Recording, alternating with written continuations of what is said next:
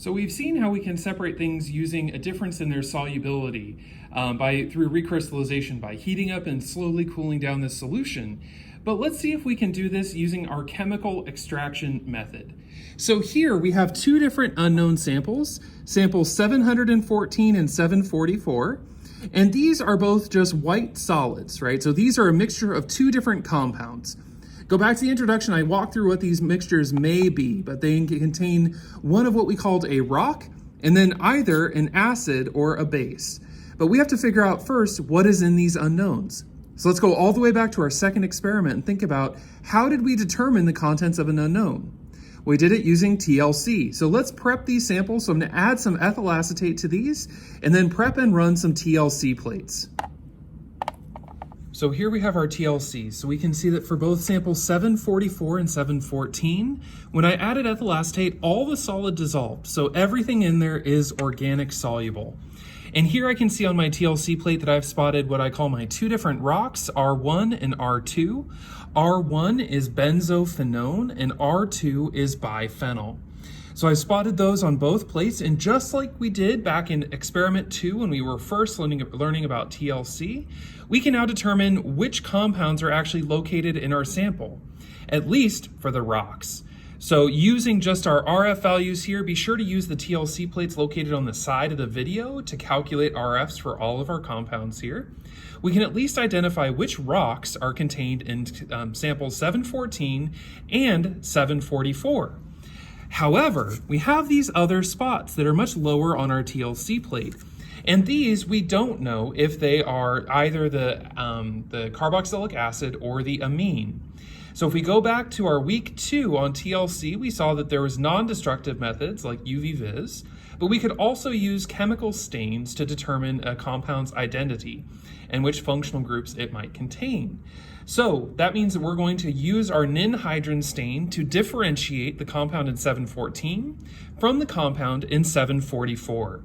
So let's look at this after it's been developed with ninhydrin. So this is after our ninhydrin stain, and we can see that 714, our unknown sample, did not react to the ninhydrin at all.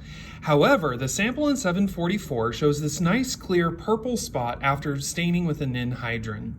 So we can use this to actually identify our compounds, right? If the question was, what is in our unknown sample? We have now completed that, right? We can now assign the rock and whether it's the carboxylic acid or the amine for each sample.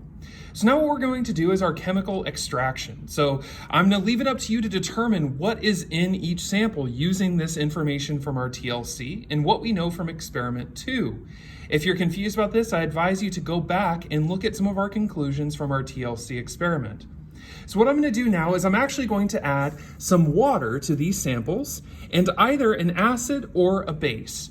And when we do that, we're going to see what we call a chemical extraction occur, meaning we're going to have a layer of ethyl acetate and a layer of water. And so if we change the solubility of our compounds, we should expect to see some of them move into the water layer and some will stay behind in our organic layer.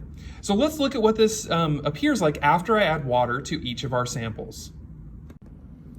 So here's sample 744, and I have now added water and either an acid or a base. Part of the mystery of this lab is determining what did I add to this sample, right? It's either an acid or a base in water. And I can see that I actually have these two separate liquids that are stacked on top of each other. The top layer is my ethyl acetate, and the bottom layer is my water. And if I have a difference in solubility between my compounds, I would expect to see my compounds end up in these two different layers. The same is true for sample 714, right? I added either an acid or a base to this one. Again, part of the mystery is determining what did I add here based on my understanding of the TLC plate. I added either an acid or a base, and I can again see these two layers that are distinctly forming. On top is ethyl acetate, and on the bottom is water. And if my compounds have different solubilities, I would expect them to actually end up in different layers within this sample. So what we're going to do now is we're going to run a TLC plate, and we're going to see what is contained in the top layer.